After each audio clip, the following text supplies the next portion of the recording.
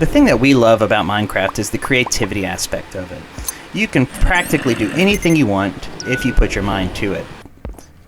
Trading with our villagers, zombifying them automatically, things that normally would take a little bit of time, but we've decided to automate it. This is just part of the Minecraft game. It's constantly giving you the space and the opportunity to really think outside of the box. It's funny, whenever you run into a problem in Minecraft, maybe a mob farm isn't working right, or you can't figure out a redstone circuit, the answer the game teaches you is never just giving up. It trains you to see obstacles not as dead ends, but as a temporary problem. There's always a solution. And that solution is always waiting to be found. You just have to be creative.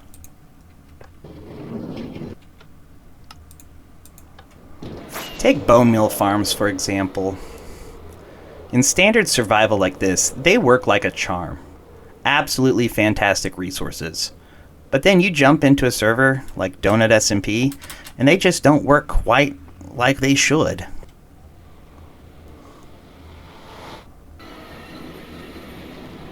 Now, bone meal farms have been around for a very long time, but some of the unique aspect of bone meal farms is the way they regenerate themselves and fill their own dispensers up with bone meal to create an infinite supply of bone meal.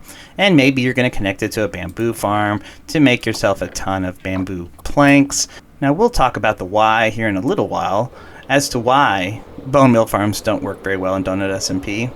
But that's really the core of it, isn't it? Minecraft invites creativity. It almost demands it. But that's the beauty. With a bit of innovative thinking, maybe bouncing some ideas off of a friend, or even getting help from a community like ours, there really is no problem too big that can't be overcome. It's all about finding that clever solution to the problem that you have. Now, one of the things that we're going to do a little different in this video is we're going to actually show you what we're talking about as it relates to hopper speeds. Now, you can go into your own creative and survival worlds to test this out for yourself, but a hopper typically only pulls one item at a time. Now, one item is plenty fast for most use cases. As you can see, we still have mega storage systems with hopper speeds of one item. Now, it's almost preferable in some survival worlds because it makes your storage system much easier to do item sorting. Without hopper speeds at the vanilla speed, sometimes you get some items that do go past, and that just gets frustrating in a server such as DonutSMP. So let's go ahead and hop over to our creative world that is simulating those hopper speeds. Now we are back in our what we call the Donut Redstone creative world. Go ahead and fill that chest all the way to the top, where we have made some modifications, including Bedrock Connect and hopper speeds are the two main ones that allow us to get an accurate test before building out an entire farm in DonutSMP. As you can see, the item speed in our world here, as well as DonutSMP, is currently 12 items as opposed to the one item we saw earlier. That is a huge advantage for our mega farms because we want to get as many items into our storage system as possible. The reason I wanted to call that out is this video is going to be focused on bone meal generators. More specifically, it's a moss generator that is converted into bone meal, and the bone meal is then recycled into the generator, which continues the process over and over, but with the excess it produces, you will have free bone meal endlessly. Now that sounds fantastic, and why don't we just build it? Well, there's something very peculiar as it relates to composters. Because of the hopper speeds, you can't simply hook up a hopper to a composter like you would a normal survival world. I can't quite reach that. Let me go up here up top. There we go. In a survival world, when you have a hopper facing into a composter, it will deposit a compostable item once every 8 ticks, or every 4 redstone ticks. But as we already mentioned, hoppers are 12 items as opposed to 1. So what happens is the composter will consume a ton of moss before even producing a single piece of bone meal. So I just added 5 stacks of moss, which should have generated tons of bone meal, and we got 3. That's not exactly replenishable resources. I can show you that again.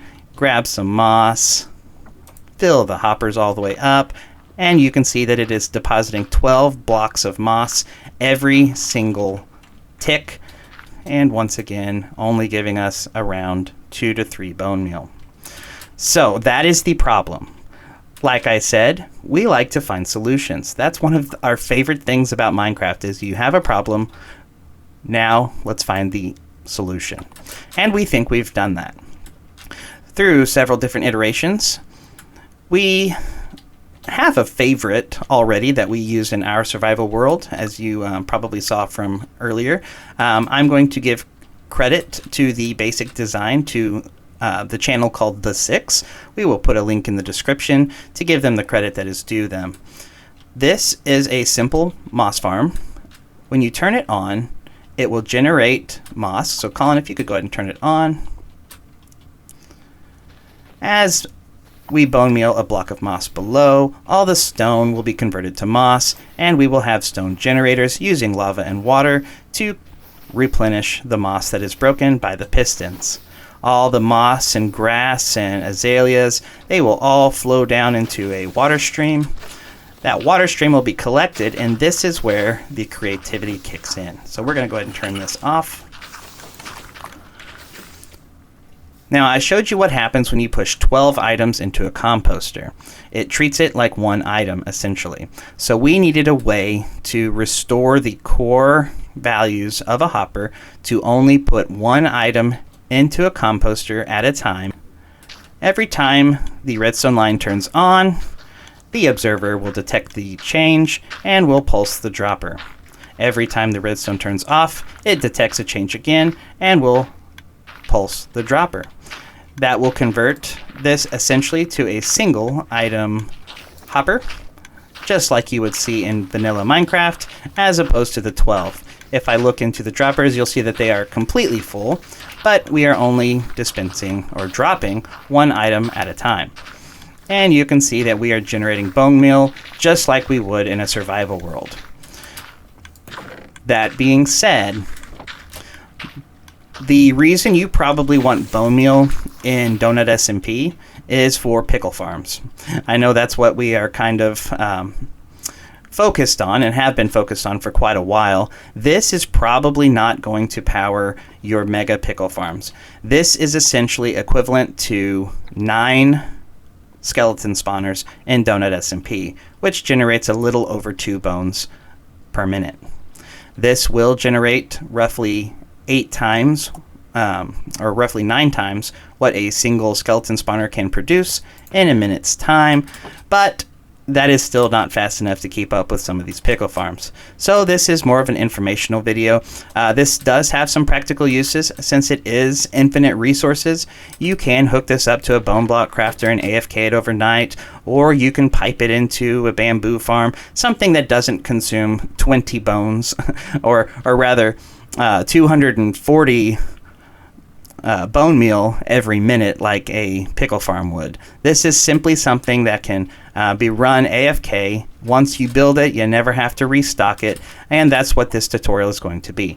So if that sounds like something you want to build in your base, or if you just want to watch this to understand the mechanics behind it, that's what we're going to do. So let's get started. All right, let's get started. This is the material list that you are going to need to build this farm exactly the way we do it in this video. You will need 182 smooth stone. Now, I want to call this one out specifically because this cannot be stone, it cannot be dirt, it cannot be anything that can be converted into moss. So your deep slate is out, your stone is out, because we need to have a building block that is going to be within the range of the moss that is being bone mealed. We do need some glass. We need 156 pieces of glass. The majority of the time when we're placing glass, it does need to be glass. We do have some aesthetic choices at the end for like the water stream, but typically when it relates to the farm, if we are building with glass, you need to do that as well. The stone, we need 74 pieces of stone. However, you can use anything that can be bone mealed by moss because we are going to be replacing this with the stone generator. So if you don't want to go and mine stone, you can use any type of block that can be bone mealed or converted into moss when the moss is bone mealed. The rest of these items are interchangeable to an extent. Obviously, the redstone components are pretty straightforward, but your stone brick stairs, your cobblestone wall, you have some aesthetic choices there. The obsidian is an immovable block, meaning a piston cannot push it, so you will need 12 immovable blocks. If you don't want to use obsidian, you can use signs, but we'll show you why we chose to do obsidian when we get to building. So that's your list. If you need to pause the video to write it down, go ahead. We will be posting this in our Discord in our schematics page. Let's go ahead and get started with the first layer. Now, the build dimensions are 15 blocks by 20 blocks, so the entire farm is going to fit inside of this border. The border should be lined up with a chunk. If you don't know how to find chunks, you can look up a tutorial, but it's simply, if you're in Java, it's F3 and G to show chunk borders. If you are in Bedrock, you need to find the block where the coordinates are divisible by 16. So we're not going to go over too much of that, but align this block with a chunk because you want your entire farm to exist inside one chunk, or you may have cobblestone issues. From your chunk border block, we are going to count up 4 blocks, so 1, 2, 3, and 4, and we are going to place down a double chest. We are going to grab some hoppers, and we are going to place a hopper on the back of your double chest next to your border. This is going to be where all the excess bone meal that is generated flows into. Now, you will be able to expand this storage out if you run this long term. General rule of thumb, for every hour you have AFK, you will need 1 double chest. It won't quite fill it all the way, but it will be enough that you will need a double chest for each hour. The center post for your farm, you are going to count out 1, 2, 3, 4, 5, 6, and 7. And if you count from this side, it is 1, 2, 3, 4, 5, 6, and 7. So you're going to find that middle block. And from your middle block, you're going to count 1, 2, 3, 4, 5, 6, 7 conveniently, and place a block. You're going to place another block directly behind it. And this is going to be the column of our farm that we will be building pretty much the majority of the build off of. From there, we are going to come back to the storage later. This is just helps mark it out for us. We are going to grab our first bit of redstone components, which is going to be droppers, dispensers, and a comparator. On the first block, that is 7 blocks away from the border and 7 blocks in, you are going to place down a dropper. You are going to place down a second dropper, and then you're going to place down a dispenser. In front of the dropper, on the second block, you are going to place down a comparator. On the front of the comparator, you are going to place a solid block, and this is going to be used as an overflow protection because the farm will generate bone meal to feed itself, and if the dropper becomes too full, we want a way to shut it off. Unlike a traditional bone meal farm, where if the hopper is full, the composter cannot be pulled out, the farm will continue to craft bone meal or drop moss and items into your composter, whether it is capable of releasing the bone meal or not. So we are going to do some overflow protection. The next thing we're going to need are 2 observers. The first one is going to be placed on that solid block right on the right in front of the comparator, facing towards you. Rather, the face will be looking away, and the redstone output will be facing towards the dropper. You will place a second observer looking into the dropper with the face looking at the first observer. And finally, we'll need a third observer with the face pointing up into the sky or at the top of your base, and the redstone output looking down. That is going to be our starting point for the rest of this build. Now we are going to go ahead and build a clock platform centered around the outermost observer, and we're going to do that by placing a block on both sides, extending it out one block, and then on the side opposite of your storage chest, we're going to place down a block by itself. That's why we place the storage chest down, because most of the directions will be in relation to where the storage is. So that is the side that your block needs to be on. We are going to begin our clock. We are not going to build the full thing out. You'll see why later. But the first thing we're going to add is a repeater on this outermost block that is furthest from our storage, and you're just going to leave it on a 1 tick.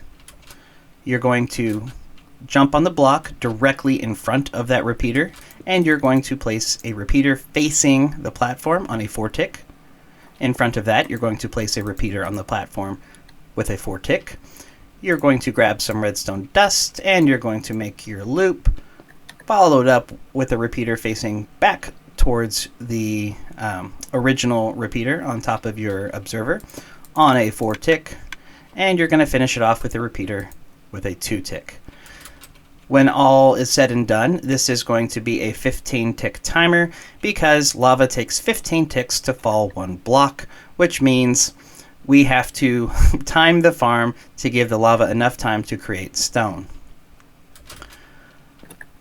Jumping up onto our dispenser, we are going to start building out our base of the farm.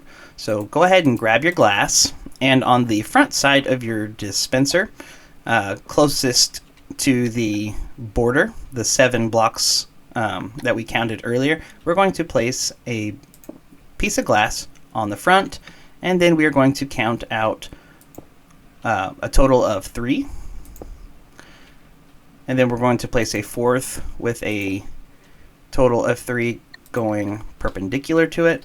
And then we're going to finish it off with 3 more. 1, 2, and 3, until you have this little, not quite a cross shape and not quite a plus sign, but it'll be 3 blocks, 3 blocks, and then 3 blocks. This is going to be where the items exit the farm, and we will get to the rest of that once we finish the core farm. The next step is extremely easy. We are going to grab our smooth stone, and we are going to build a square all the way around our dispenser, starting at this corner where the 2 pieces of glass meet. We're going to just build this out 3 blocks. We're going to turn, build out 5 blocks in total, and finish it off making a square.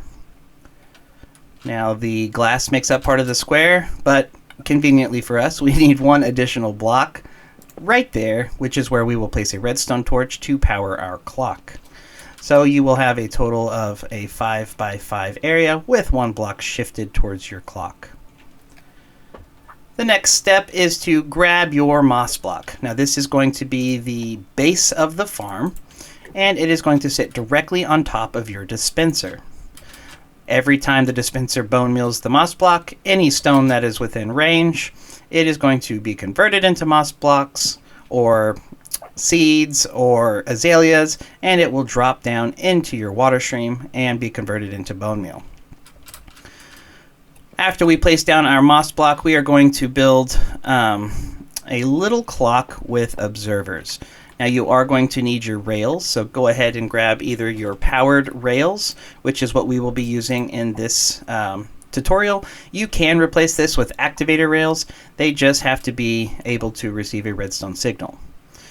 On the corner block that is going towards your water stream, we are going to place our first rail, and then we are going to build a clock going, I guess, kind of towards our clock. But the first observer we're going to place down is going to face into this powered rail. We are going to skip over the water stream, which is, again, will be this glass block. We are going to place 3 powered rails. We are going to walk to the other side, and in the last 2 powered rails, we are going to face 2 observers, 1 and 2. Just aim into the side of the powered rail. If it is highlighted like that, you'll be able to place it. Behind the outermost observer, you're going to grab your repeaters again and place a single repeater on a 1 tick. In front of your repeater, we're going to place 2 more rails. Turn, face your rail, place an observer down, making sure the redstone output is facing towards you. Another rail, another observer, another rail, and finally another observer. So once the farm turns on, this will create a loop which will power our lower pistons. And that will make sense the more we build up. Directly next to our moss block, we are going to place some more glass to contain our water stream. Now the first piece of glass is going to be in the corner closest to our storage system. And the second piece of glass is going to be on the moss block next to the glass we just placed. On the side closest to the repeater and next to our moss block, we are going to place a solid block, which this observer will power. On the last corner of the moss block that we will be placing building blocks will be another piece of glass. Now, as I said, this will be the exit for our items. So we will be placing a water bucket here. The rails will contain the water just fine. However, items will be able to skip over this powered rail. So it is time to grab our trapdoor and place a trapdoor while you are standing on the moss block facing the rail. You will then open it. Make sure that the trapdoor opens in such a way that it is covering the powered rail and not any other orientation, because this trapdoor is going to be used to make sure that none of the items slip over the top of these rails. Now, a trapdoor can be waterlogged, so we don't have to worry about that. That is just a very important piece that several people do have an issue with if they face it in the wrong direction or they forget the trapdoor completely. Directly in front of your powered rail, we can wait to place this, but I'm going to go ahead and do it now since it's on the top of my mind, and I'm going to place a single piece of redstone dust just on this block. And that is it for this layer. All right, let's begin the second layer. Now, this layer has a ton of observers, and it is extremely easy to remember how to place them. The way I do it is I go down to my rails, and I place them on my rails first. Now, whenever you place a block on top of a rail, it does the rail does count as a full block. So what I do is I typically crouch to the side, jump up, and place an observer, and then I just crouch over and finish it off. So you will have one observer on top of each rail. Closest to your clock, you're going to start on top of your repeater, and I do the same thing. I crouch, jump, and place it. If you don't hold down crouch, you will interact with the repeater. So make sure this repeater stays on a 1 tick or you will break your farm. So crouch, jump, place an observer, and do 3 more. We are going to skip a block, just like we did here. We're going to skip a block, place an observer on the rail, and then on the observer, and then on the rail. And if you sense the pattern, we're going to do the same thing again, skipping a block and finishing it off with 3 more observers. You are going to need a piston at this point, and the piston's sole purpose is to make sure that this moss block is clean whenever we need to fire for the next cycle. Whenever you bone meal a moss block, there is a chance that an azalea tree, flowering azalea, or grass, or even moss carpet grows on top of it. If there's anything on top of the moss block when you bone meal it, it will not spread to a nearby block and your farm will break. So every cycle we are going to use a piston, so drop down in your water stream, face those observers, making sure the head of the piston is looking at the moss. Every time the farm cycles over, this piston will fire, clearing the moss of any new growth, and as items drop down into the water stream, the piston will actually push the items and they will go along their merry way. So this is very important. Don't forget it. The next thing that we are going to do is we are going to grab our glass once again, and we are going to fill in pretty much the entire outline except for right in front of the water stream. So grab your glass, fill in all the gaps in between the observers on the interior of the farm until you have a square, and then we are going to extend this out by 1 block all the way around. So crouch along the edge of your observers and your newly placed glass and extend this out 1 block all the way around, with the exception of right above the water stream. Now I don't think it would actually hurt if you added a block here, but we're going to leave it off. This is the one and only time that we grab our cobblestone wall, because the wall will be used for item aligning. So grab your cobblestone wall and place it directly on the observer over your water stream. So as the piston pushes the items, they will hit this wall, fall down, and it'll make it easier. It'll keep them from hopefully going out that trapdoor, which that trapdoor is there for a reason, but it'll help make the turn a little easier. And that is it for this layer. Looked a little complicating, but I assure you it is very easy once you get the hang of it. If your farm looks like this, you are following along perfectly. If not, just back it up and try to figure out where you went wrong. We'll be here when you get back.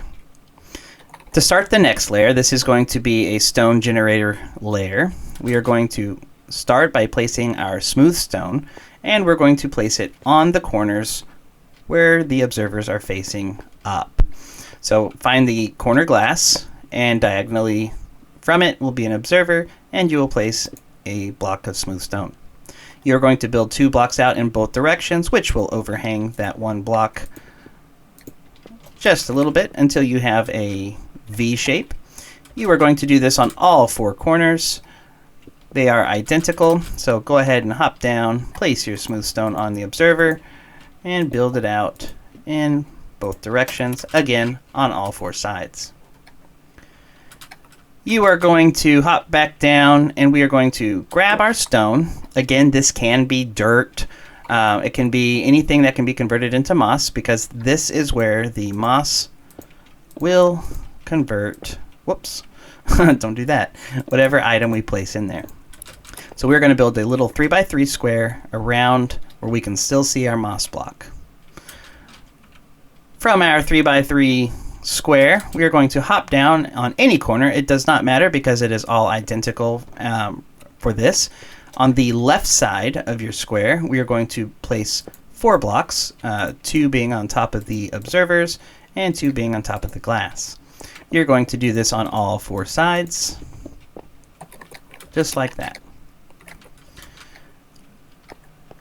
Grab your pistons once again, and on the end of our stone, we are going to always crouch. I just find it easier, I think, because I move slower. But on the end of your stone, we need a piston on both rows facing towards you. And the way I do this is simply point towards the back of my smooth stone on that V, and then place another one next to that. And I'm going to do this on all 4 sides until you have a shape that looks like this. You are going to grab your smooth stone once again, and in the gap opposite of our V, we are going to place a smooth stone on the inside of our 3 blocks and on the outside of our 3 blocks. Go ahead and leave the middle empty for now. Do this on all 4 sides. Now with our empty block, this is where you need to grab your stone stairs, or your stone brick stairs, or whichever type you're using, and you're going to hop down on the 2 pieces of stone connected to the piston. You're going to place a stair facing towards you. If you place it on the side of the block and you're pointed too high, it'll just look like a stone block. We do want that stair facing towards you, so aim at the bottom, or better yet, crouch over the side. Make sure that the stair is facing towards you. We are going to do this in all 4 of the gaps. Once we have your outline looking like this, we are going to grab our obsidian. Again, obsidian is an immovable block, meaning that a piston cannot push it. A piston has a maximum block push limit of 12. So if we count the blocks, 1, 2, 3, 4, 5, 6, 7, 8, we'll see that we are well under that push limit. So to prevent the pistons from breaking our farm and shoving our stairs out of the way and destroying all your hard work, we are going to place on the piston closest to the outside, opposite, we are going to place down a piece of obsidian, just like that. So again, only on the piston that is closest to the outside. We are going to do something different for the middle piston. So find that outermost piston, go across your farm, and place down that block of obsidian. There will be 4 of them. The reason we don't have to do anything with this middle piston is because we are going to place a sign in the hole. A sign is an immovable block, meaning a piston cannot push it. So Colin, go ahead and add a sign there for me. So the middle pistons will all be pushing towards the same sign. The sign will stay in place because a piston not only cannot push it, but it cannot break it. If your farm looks like this, you are following along perfectly. The next step is to waterlog our stairs. So grab your buckets of water. Again, you only need 2 of them. Just make sure you have an infinite water source nearby. And that is it. The water will flow in front of the pistons, which lava will drop down on, generating the stone. The pistons will push it into the farm, breaking all the moss that has been generated. The sign will keep the exit open and keep the pistons from breaking the farm, and all of that moss will flow into your water stream. So let's move on to the next layer. The next layer is similar to the first in the sense that we are going to find our square. We are going to count 1 block in front. On the left side, we are going to place down 2 pistons. We are going to turn on the left side again, placing down 2 more pistons, and do this all the way around on all 4 sides. In the gap next to our piston, in line with your stairs, we are going to place down smooth stone. Smooth stone on top of the stairs, behind, and then we are going to turn and place it on top of the middle piston. We are going to do that on all 4 sides. Piston, stair, block, piston.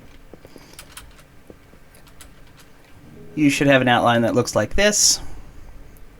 On the outside of your L shape, we are going to place a block on the outermost and the middle stone block until you have this weird little shape. I think that's the easiest way to explain it. There is no particular order to place those. That just helps me identify where I'm going to place my blocks.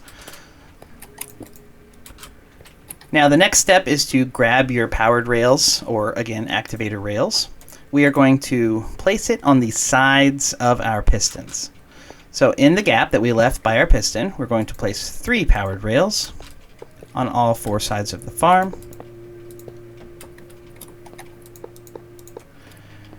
Now these powered rails serve a dual purpose, the first one being to power an observer that we will be placing here in a moment, but this is the stone that is generated from lava.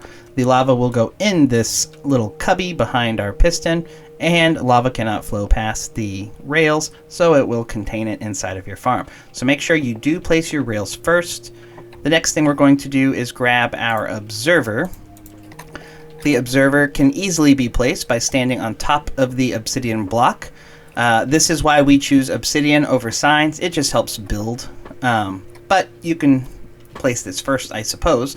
Stand on your obsidian block, face that rail, and place down an observer looking at the solid block. Do this on all 4 sides. Now we are ready for our lava.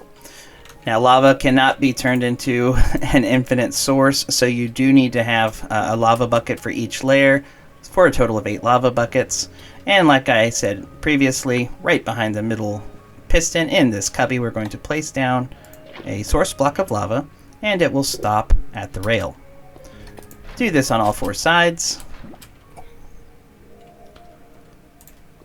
Once you have placed your lava buckets, we are going to go behind the middle piston, hop down on your obsidian once again, and place a trapdoor directly on the solid block in line with our lava source and our middle piston. This will be important later, so make sure you do this now. Do this on all 4 sides. If Colin can stay on top of the farm, don't fall off like he did. And that is the full generator layer complete. The next layer is similar, it's just a lot larger. The way I have found it easiest to remember is to find my rails. Now there is lava here, so don't fall in it like that, you dork. On top of the rails, we're going to place 3 stone blocks. Again, this can be dirt or deep slate. You're going to run this line all the way to the end of the farm on top of the rails until we reach the end.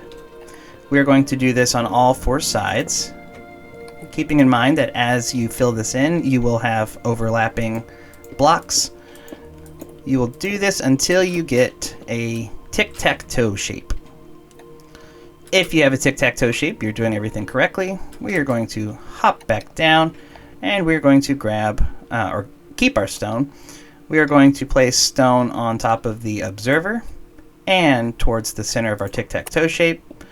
We're going to do the same thing on the opposite side, right in front and on top of the stone block, until we have a much larger tic-tac-toe shape. So do this on all 4 sides. Alright, if your shape looks like this, your farm is correct. The next thing we're going to do is, instead of using temporary blocks, I am going to come out and place my observer. Now, I said these trapdoors would be important. Make sure they are open. If they are, crouch off the side of your stone, jump up and place your observer. I guess you don't need to jump, but it's just a habit. Do this on all 4 sides, facing the observer down into the trapdoor. When the trapdoor, or when this observer fires, it will power the trapdoor, which will then power the observer above it.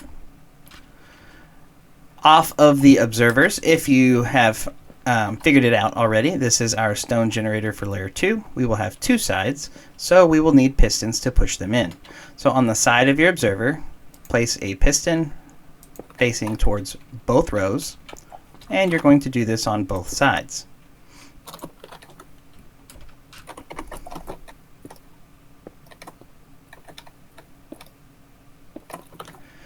Do this on all 4 sides, placing 2 pistons on either side of the observer. Now at this point we are almost ready to add our stairs and water. The way I do it is I go to the corner in between our pistons and the stone that we placed, and I'm going to place a block of smooth stone. I'm going to place a block on the piston on both sides until I have a pattern that would be a V if it were filled in. I'm going to do this on all 4 sides, placing a block in the middle and on each of the pistons.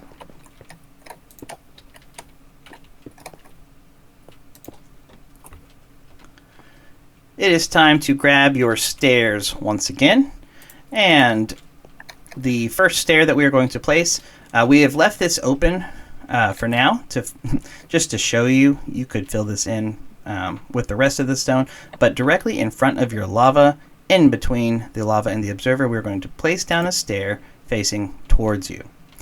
This stair will be waterlogged, so you will need to place stone in front of it to prevent that lava from turning into obsidian. We are going to do this on all 4 sides, placing the stair behind the lava in front of the obsidian, and then covering the lava with stone. And you're going to do this on all 4 sides, making sure that when you place your stair, you don't place it too high where it looks like a slab or a full block. Make sure you make the stair face towards you. And when you place your stone, make sure you don't place it into the lava and destroy your lava, because again, it is not renewable unless you have dripstone and a cauldron, but that is another video, I suppose. So your farm should be completely filled in, with the exception of the blocks, the smooth stone blocks. In between each of the smooth stone blocks, we are going to place a stair facing towards you. We're going to do this on all 4 sides. Whoop. See, that's what I'm talking about. Make sure it doesn't do that. Face at the bottom until you have a shape that looks like this. If you have filled in your hole with stone, you can go ahead and waterlog all your stairs.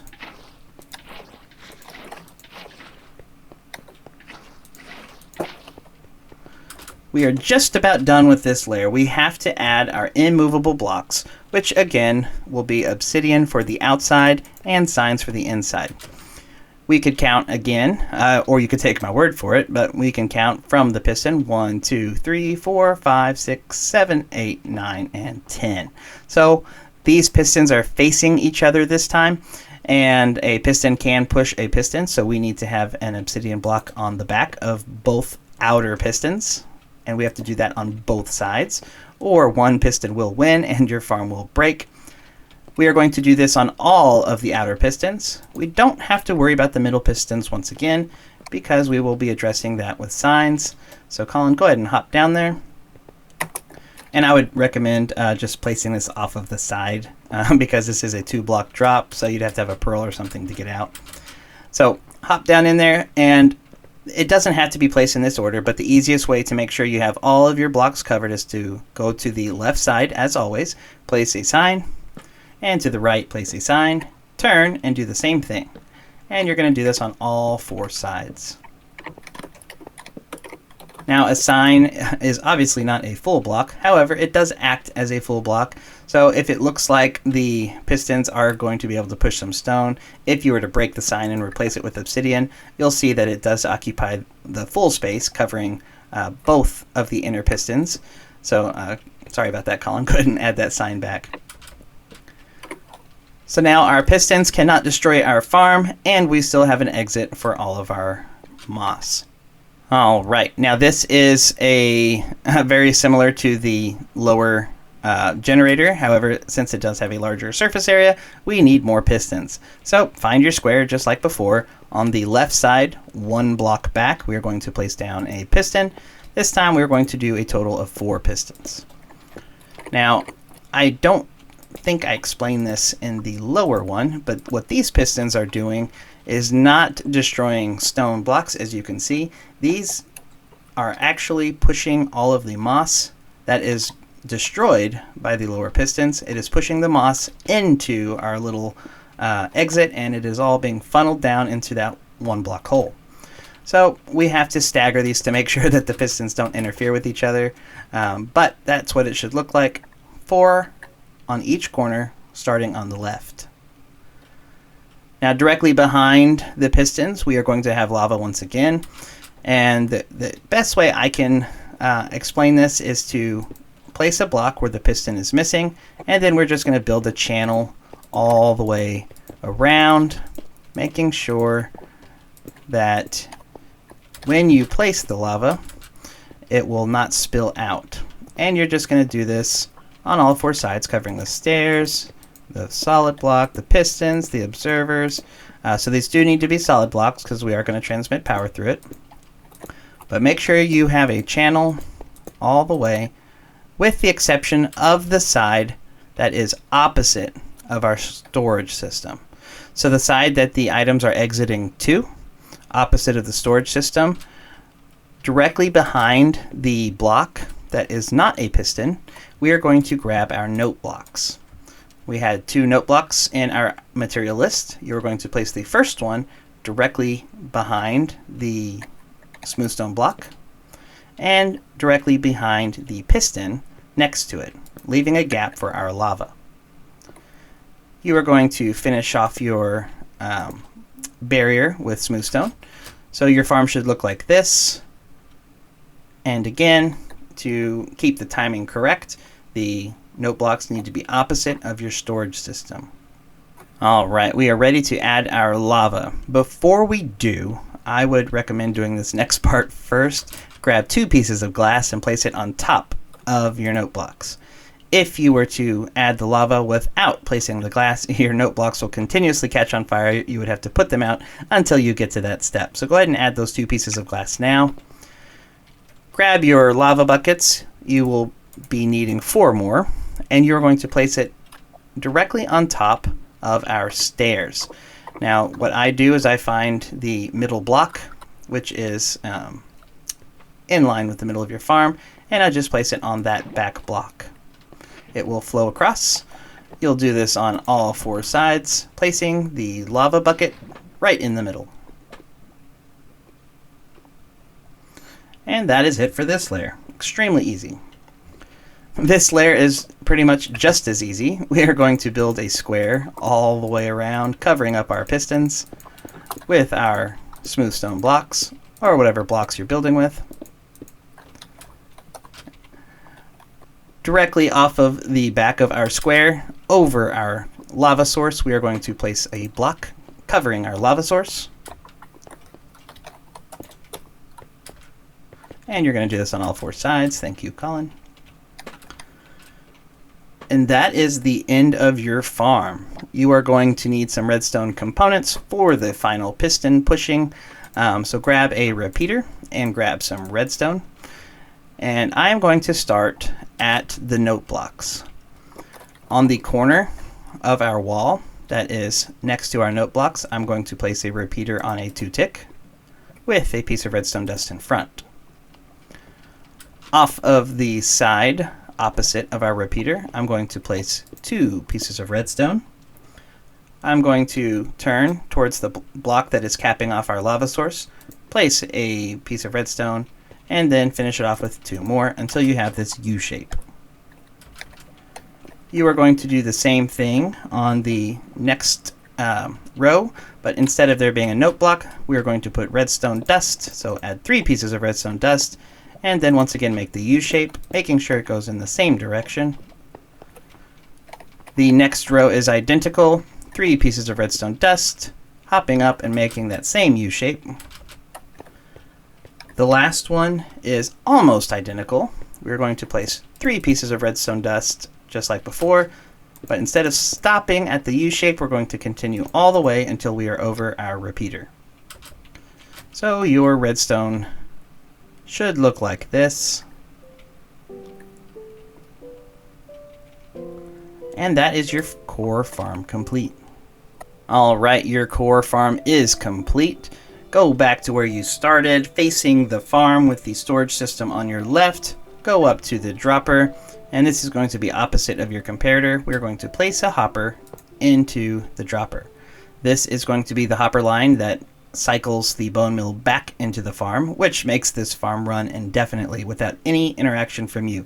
All you have to do is empty out your bone meal storage. Going away from your storage system, we are going to place down 1, 2, 3, 4, 5, 6 hoppers. We are going to turn to the back of the farm and place 1, 2, 3, 4, 5, 6, 7, and 8. So you'll have 8 hoppers going this way and 6 hoppers going into the hopper into your dropper. Hopper, dropper, dropper, hopper. That's a mouthful.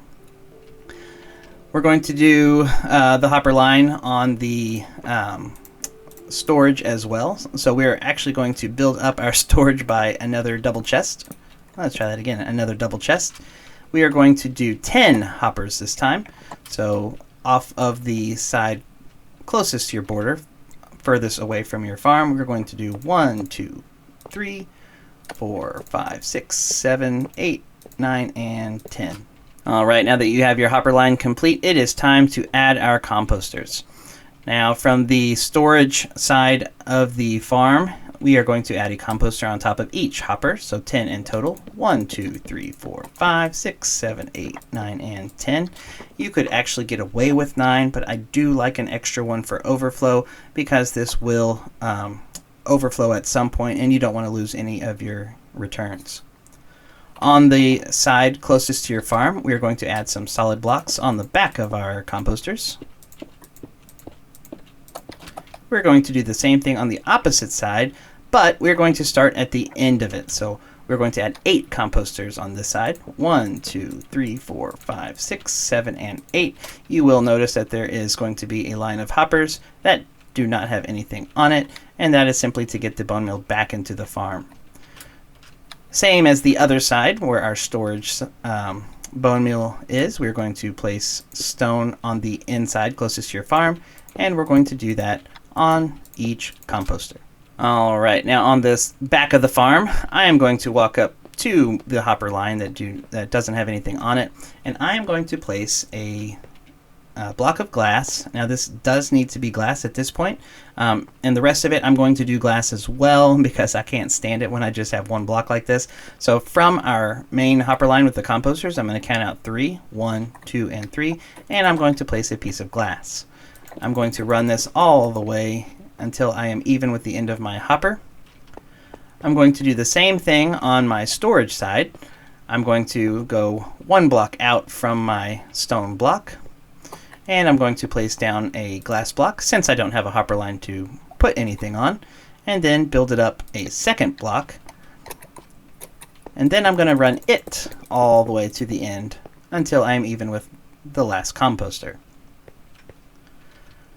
Now this part, you could use some temporary blocks, but I'm just not a fan of it. So on the side where there is your hopper, place 1 piece of redstone dust, back up underneath your smooth stone, and grab an observer. You are going to crouch and look into that redstone dust, making sure that when you place your observer, the arrow faces into the stone block, and the face is looking towards your farm. Now once you have your first observer, you can add the remaining observers just by walking underneath your smooth stone and clicking into the side of your observers.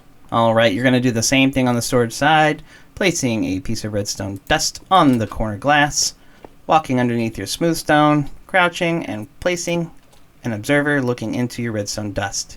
If that is a little too challenging or you're having issues with it, you do have to be shifting or it will change the state of the redstone dust. If you're on bedrock, you won't even see the state change, but it is happening. You can always place a temporary block or a permanent block underneath it and start it while standing on the chest, but this is just the way I do it. So add an observer facing into each solid block all the way down, making sure that you are taking note of the direction the arrow is facing. It should be facing towards you, or rather towards the solid block. Go ahead and add redstone dust all the way along your glass rail until you meet up with the redstone dust that you placed to set your observer, and do that on both sides. We are actually just about done with this farm. We are going to hop up on either side. It doesn't matter which one at this point. It's pretty much identical. We're going to go to the side that is furthest away from your farm. So standing on your composter, you're going to place a dropper on the smooth stone. Make sure that the face of the dropper is looking at you. If you placed it facing up, this will break. So make sure it's facing towards you. And then that's the hardest one to place, because at that point you'll just crouch along your composter, placing a dropper looking at you all the way down. And you will do this exactly the same on both sides.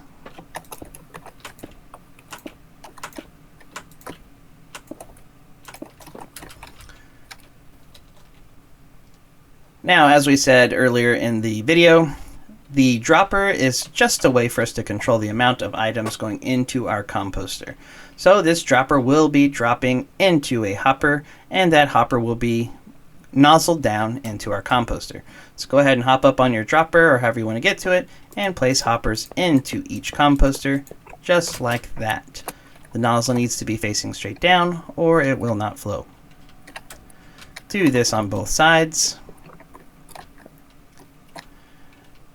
Now, if you are building this in a survival world, you can absolutely build this farm. Just get rid of the observer, the dropper, the hopper, and you would just use a hopper directly into a composter. But to get the items into the dropper, we are going to add hoppers into the back of each dropper directly above our observer, making sure that the nozzle is facing into the dropper. Do this on both sides. On the side with the storage system, I always add an extra hopper as kind of a buffer. So I place a hopper facing into the final hopper. So if items were to skate by because you had really good luck with moss conversion, this will just act as kind of a buffer. This one is not required. I just like adding it there. And that is it for your dropper system for your bone meal or moss to bone meal converter structure thing. I'll come up with a good name for it probably. Maybe not. We're just about done. Now we are going to add a water stream to get the items into your dropper or hopper composter setup. On the side of the dropper hopper composter, the hopper that is closest to the middle of your farm, we are going to place down 3 glass blocks on both sides. This is going to be the base of your water stream, and then we're going to connect it all the way across.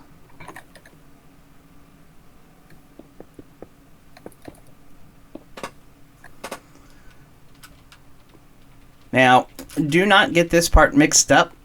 You want the items to go into the hopper facing the dropper. Do not make the mistake of placing the items into the hopper facing the composter. If you do that, this farm will seemingly work, but it will be destroying 90% of whatever you make, and you will not produce enough bone meal to keep the farm running. Let's go ahead and hop back over to our original water stream. Now, I always save this part for the end. You can place a temporary block or something to add the water while you're in there. But what I am going to do is I'm going to build out my water channel. And that is going to be starting off with the 2 blocks next to our rails. And the first wall is going to come just above the droppers. So build out from the block next to our powered rail and run a line of glass all the way to the end of your droppers until you are 1 block past the base of our water stream. Go ahead and continue this all the way around until you reach 1 block past the base of our water stream, and then run the final line across the droppers.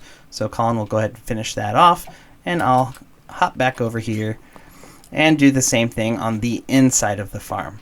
Now, as you can see, there is redstone down there, so you want to make sure that we cover it up. We do not want to mess up our farm before we even get to turn it on. So go ahead and run a line of glass all the way down the side, making sure that you connect it to our water channel. Now you're going to do the same thing on the opposite side, but what I do, just like we wrapped the outer side around, I'm just going to wrap the inner side all the way around, stopping 1 block before our water channel, and then walking it all the way back. Now make sure that this glass doesn't fool you. There's still a gap underneath, so walk that all the way until you're at the very end of your hopper line next to your storage system. When you get to this final hopper, just cap it off with 3 more pieces of glass. And that is your water stream. So let's go ahead and add the water to it. So grab a few buckets of water, or have an infinite source nearby. The first bucket is going to be placed inside of your trapdoor next to your moss block. You may have to build up a temporary block to reach it, but you're going to crouch down. Make sure you don't accidentally hit the rail hitbox, or it will do that. So you'll want to make sure that when you are placing down your water, that you are going to hit the hitbox of the trapdoor. If you do it correct, the water will flow towards your dropper. Colin, could you go ahead and replace that rail for me? All right, now that we have water flowing, you'll notice that we are making a turn and we are pushing items across a hopper line. If you have watched any of our previous videos, you'll know that a hopper does have a wonky hitbox because items can get stuck inside of the hitbox of the center of the hopper. Now, this is not going to be an issue because we are on a turn and the items will skate along the side of the hopper. But as mentioned in previous videos, when you have a water stream making a turn around a corner with a weakening water stream, if the block is not packed ice, the items will slow down and probably get stuck. So what we are going to do is we are going to let it make the turn, and we are going to place a fin skate on the second hopper, or the hopper next to the second dropper. So place down your fin skate and open it. Place your next bucket of water on top of the hopper and let it flow all the way until we get to the corner. Alright, if you've watched our previous water stream videos, you'll know that whenever a water stream ends at a turn, you have to place the fin skate, or whatever your barrier is going to be, one block before the turn. The reason that is because, well, we have to open the fin skate so the items can pass through. When an item enters a turn, if you place another source block of water, it will redirect towards our next channel. Now, since we don't have any item alignment, we don't want the items crossing the wonky hitbox of the hoppers. So instead of adding a fin skate at the end of the turn, we are actually going to cut it off early. So find the center of your farm, go one block to the right, add a fin skate and open it, and place a bucket of water. The reason I want to do it this way is I want the items to hit the back wall before they make their turn. And if we directed it into a new water stream, it would turn too early and the items would get stuck.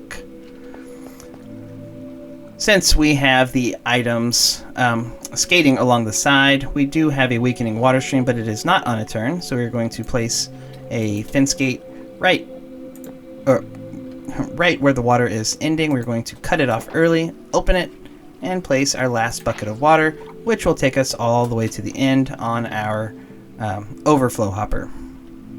And that is it for the water stream. Alright, we are just about done. The only thing we have left is a way to turn the farm on. So let's go ahead and build out our clock.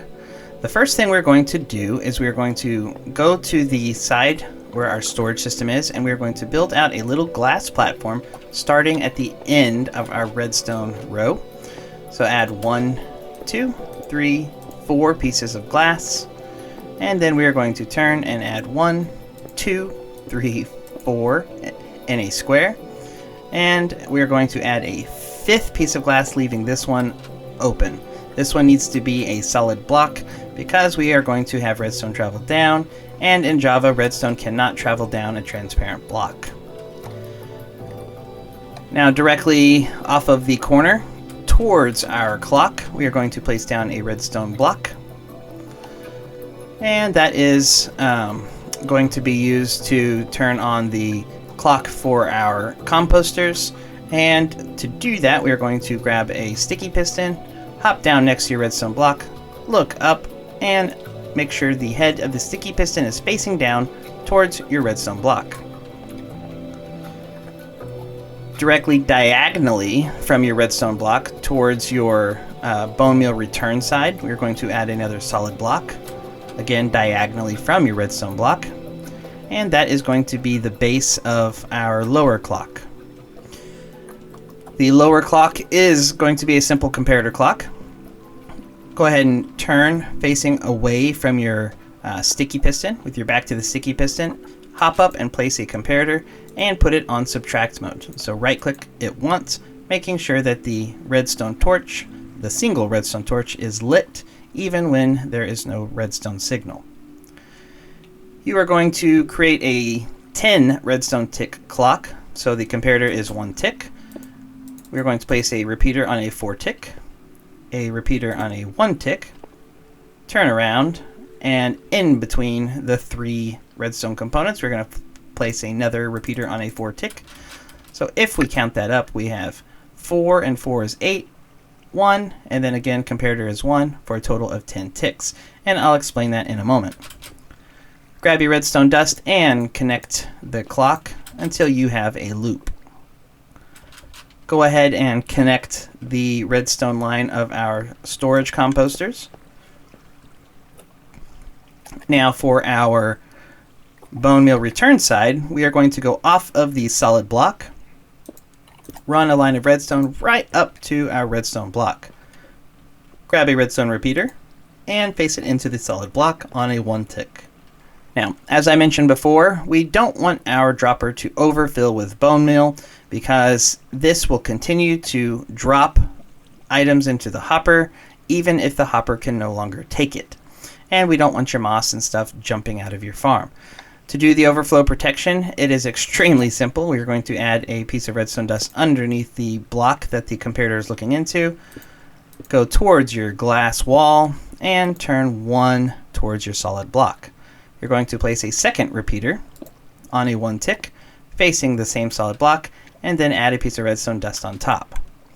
The way this works, if the bottom clock is running, it will pulse every 10 redstone ticks and it will power the solid block, which will power the redstone dust, which the observers will detect. If the dropper becomes, I think it's 2 stacks, if I remember correctly. If there are 2 stacks of bone meal in the dropper, the comparator will have a signal strength powerful enough to reach the repeater on this side, which will power the solid block. So the redstone dust will stay lit, and there is no observer or redstone state for the observer to detect. Once the bone meal drops below the level required to power the repeater, then your composter will turn back on. And that is it for our composter clock. There are 2 last and final items. The first one is a lever. So let me grab a lever real quick. And you're going to place the lever on top of your sticky piston and flip it on. The sticky piston will push the redstone block down, which is where our starting position was. When we turn the redstone or the lever off, the redstone block will be pulled up and our clock will turn on. Now when the clock is off, meaning the lever is powered, the repeater pointing into the 4-tick repeater is actually locking it. Whenever you see the black bar on a repeater, meaning you have a repeater into the side of another repeater, we are locking the state of that repeater. So if it is currently off, a redstone signal cannot pass through. If it's currently on, it will lock the signal in the on position. This repeater is powered by a redstone torch, so let's go ahead and add it now. You'll notice that nothing happened because the repeater is currently locked. So if we give this a go, flip your lever, and our entire farm is running. Alright, your farm is completely operational. The only thing we have to do is start it off with a bit of bone meal. So go to the bottom dropper, and I would recommend when you're turning this on for the first time to go ahead and fill the dropper all the way up with 9 stacks of bone meal. You'll see that the overflow protection does kick in. Since we are using droppers instead of a single hopper into composters, a dropper has 9 slots. So every time the farm cycles, the dropper will need to fill up, and you'll want to fill up each dropper. So it does take a few minutes for the farm to become fully self-sustaining, but once the droppers are completely full of moss and azaleas and seeds, they will stay full, and they will only craft bone meal when the dropper is running low. The rest of it will always be constantly pulsing, and the excess bone meal will go into your storage system. Alright, before we flip the farm on so you can see it in action, I do want to explain why we opted to go with a 10 redstone tick clock for our composters. As we demonstrated earlier, a hopper is going to push the items into the composter, and the composter doesn't care whether it's 1 or 12. In a vanilla instance of Minecraft, it will push an item every 8 game ticks, or 4 redstone ticks. In DonutSMP, there is a 2 pulse limit every 10 game ticks, meaning the maximum speed that we can have in a comparator clock is 5 redstone ticks. So why aren't we using 5 redstone ticks? So there's one final thing you need to know about composters. We said that it doesn't care whether you're trying to push 1 item or 10 items into it. It's going to accept it. If you push 12 items, in the case of DonutSMP at once, it will treat it like 1 item. And that will never generate enough bone meal, so we have to slow it down. But there's one other thing about a composter that you need to know about. Every time an item goes into a composter, it has a chance to raise the level. As you can see, that one did not.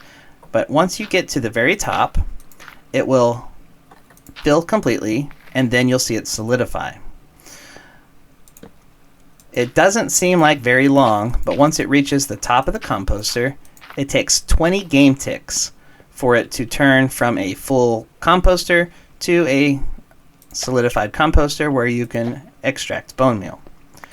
If we left the clock on a 5 redstone tick, every time the composter fills all the way to the top, it will take an additional 20 game ticks for it to solidify, turn into bone meal, and then go into your storage. During that time, the dropper will pulse 4 times at a 5 redstone tick, which means that if it has 4 pieces of moss, it will stack up, and then when the composter is empty, it will pull all 4 items at once, acting as 1 item. If you didn't want to use this many dropper hopper composters, you could set this to a 5 redstone tick. You would generate the bone meal faster with fewer components, but you would be wasting your moss. So this is the most efficient way of doing it without extending a ridiculous amount of space. So that is the reason that we went with the 10 redstone tick. The only thing left to do is to turn on the farm and show you how it works.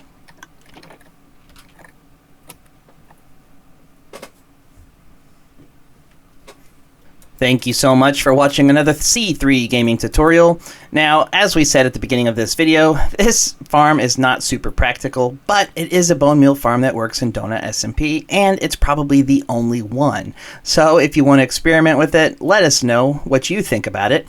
If you came here for the new meta, because of the pickle price decrease, I'm sorry, this is not it. You have to wait around another week before we release it.